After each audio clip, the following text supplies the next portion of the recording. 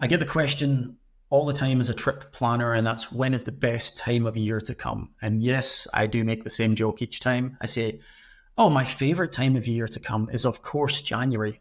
Oh, well, actually, February is really good too. And then there's March and then April and May and June and July and August are really good too. And then September and October, of course, you can't miss those. And then November, December are absolute musts as well. It's a very long-winded joke of my way of saying that there is no bad time to come to Iceland. You know, there may be that one thing that you come to the country for that you really want to see. And for sure, that means you have to pick a specific time to come for that reason. But as I said before, I'm trying to inspire, trying to explain that there is no bad time and there's always a good reason to come. And that's what I'll share with you now. So May to August, also known as summertime. Technically, summer starts on the 22nd of April, but that's the old Norse calendar. But May, maybe mid-May, I'd say more than just May, all the way through to probably mid-August, even late August is really summertime. 24 hours of light, or at least some form of light for most of the day. You've got that midnight sun that we talked about before. The sheep that were born in the early springtime are released into the wilds. You've got like 400,000 sheep just walking across the road onto the mountain tops. I've seen them on the beaches. I even saw one on a glacier one time. The entire center of Iceland, which is normally fully closed off in the winter, opens up. So if you want to get away from the other tourists and go off the beaten path into places like Thorsmork and Landmannalegur, then summertime is a must. You go by super jeep over rivers, but either way, summer is the time that you should go. If you're into hiking, stuff that's a little bit more than just a couple of hours walk here and there, stuff onto glaciers to the newly erupted volcanic eruption in Geldingadalur, summer is always a better time to do it just because the weather is going to be a little bit more palatable, a little bit warmer. So why not come in the summer? I do often say that if you have younger kids, the summer is your time to come, especially because all the animals start to migrate. About 120 different bird species, including 10 million puffins, will visit the country, and about 20 different whale species. So aside from the stuff that's already there, like the horses and the sheep and the cows and chickens and things, there's a lot more life bursting through the seams at that time of year.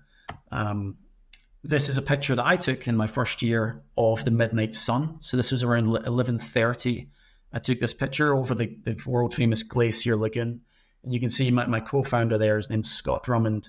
He's just standing there in awe. And you can see he's just wearing jeans and a top. So middle of summer in Iceland can be jeans and a top with direct blue sky, sunlight, watching the sun set and then rise again. It's just once in a lifetime kind of thing, except for me because I do it all the time. Another great picture of the sun at its lowest late in the evening.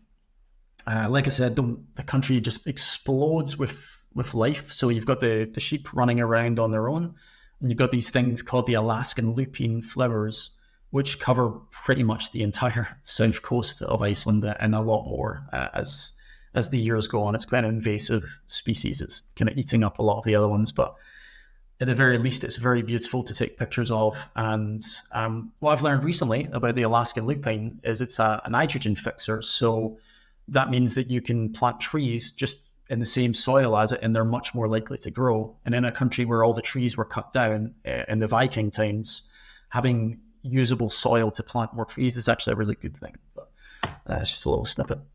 This little guy here, the Arctic fox, was the only animal other than the birds to have been in Iceland before the humans came. They say that they just walked across the ice during the Ice Age and then got stuck. So if you're lucky enough to see one of these nocturnal animals, they are, well, super cute. They won't let you pet them, but they will let you take pictures of them sometimes.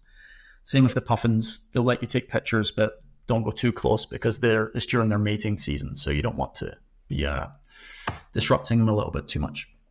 Exit the summer, this kind of 24-hour of daylight that seems just like heaven on earth, this utopia. People, as I end the summer, people say, why would anyone come any other time of year? This is the best. And then when it comes into September and October, and people say, why would anyone come any other time of the year? This is the best. I get this a lot. But in September and October, that autumn period, before it turns into proper winter time, this is for the enthusiasts for the Northern Lights. Yes, you can see the northern lights all the way through from probably the last week of August all the way through to the second week of April. But statistically speaking, you are twice as likely to see them around the equinox, so when it's 12 hours of daylight and 12 hours of nighttime. So September, October, and then concurrently February, March. These are actually quite good times to see them.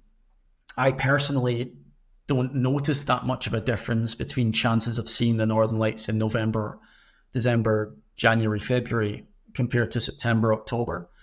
What I will say is, regardless of all the scientific bravado of where the moon is in the sky and where the angle of the Earth is and how much sunspots there are, the thing you really want to be doing in order to see the northern lights or increase your chances is be in a location where there's no unnatural light and spend as much time as you can in that location. I.e., don't come to Iceland for 2 nights and be upset that you didn't see the northern lights. Come for 7 or 8 days. Your chances go way through the roof. Hopefully you'll see something incredible like we see in that picture there. But who knows? This picture, I was tempted to not share it because this is almost one of those unbelievable pictures of the northern lights. Something that is just completely unattainable. I've taken customers out thousands of times and I've seen this brightness, this kind of like shimmering full sky event maybe 20 times in the last like 6 or 7 years. What usually happens when you're seeing the northern lights is you'll see something that looks a bit more like that, or maybe this, and then your camera will tend to pick up a lot more of that light. So you might see something that looks like this kind of ribbon in the sky, but your camera might see this, which is, you're like, wait, well, how did this happen? All I did was increase the light differential or whatever, click the button and this comes out. So, I'm just trying to manage expectations here, but either way, if you come in September, October, or any time throughout the winter, you stay for long enough and you get out of the city, these are the kind of images that you're hopefully going to see, or these kind of ribbon or scarf-like kind of features.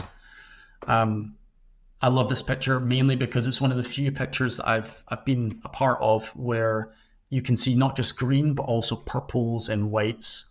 There's times where you can see kind of blues and oranges and all the other colors, but it's very rare to see anything in more than green.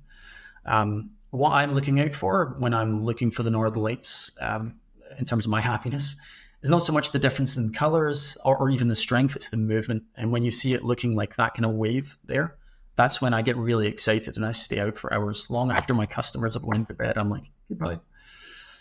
I'm going to show you a little video now. It's really short, but it will give you an understanding of how you can see them throughout the night. It's obviously time-lapsed, so it's much faster than you'll see in real life.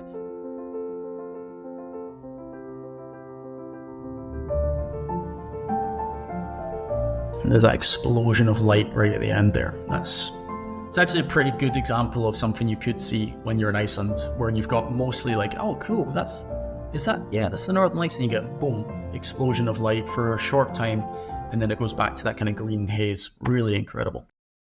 Okay, so I've said September, October, northern lights, but you can see them all the way through the winter. So please don't think that if you come from November to March that means there's no northern lights. They are absolutely still possible to see. And like I said, February and March are actually really good times as well, if not the whole winter. But the big difference once you get into November all the way through to March, October sometimes, April sometimes, but definitely in November all the way through to March, you get those things, ice caves. These big blue sculptures, I don't even know how to describe them other than works of art that appear in the winter. There's this kind of myth that, you'll hear in the news or you'll hear in the guidebooks that there's this amazing ice cave that was discovered many years ago called the Crystal Ice Cave or the Sapphire Ice Cave or Treasure Island or whatever fancy made up name that they could think of that year. And you go, oh, I want to see that ice cave. But the reality is, even if they give it the same name year after year, it's a new ice cave every year. Because what you have with this particular one that you see on the screen here is the product of lots and lots of melting from the glaciers in the summer. And then when it hits winter, all that melting disappears and flows away. And what's left behind are these beautiful sculptures, these caverns, these cracks in the ice that for a few months when it's nice and cold, they're stable enough and don't melt too quickly that you can walk inside them and see some incredible things. I've been in, I'm not sure how many ice caves I've been into, but I can honestly say I've never went into an ice cave and said, oh, this looks like the one I saw last year. They're always massively different. For example, there's this one that almost looks like a rib cage. Someone said that to me one day and I can't get it out of my head. This one's more like a big long tube. It goes about 200 meters behind the camera here. It's very blue and beautiful. And there's a little river running along the bottom. And then this was the first ice cave I ever went into. And it was actually two pieces of ice that had separated apart and created this weird kind of snake-like tunnel. And then halfway through the summer, it just closed over again and disappeared. Very cool. So if you do come to Iceland to try and visit an ice cave, the first thing you're thinking in your head is, I would love to see one of these ice caves, but none of them exist anymore. But thankfully, there's always a new ice cave as long as the glaciers continue to exist that we can hopefully take people into every year.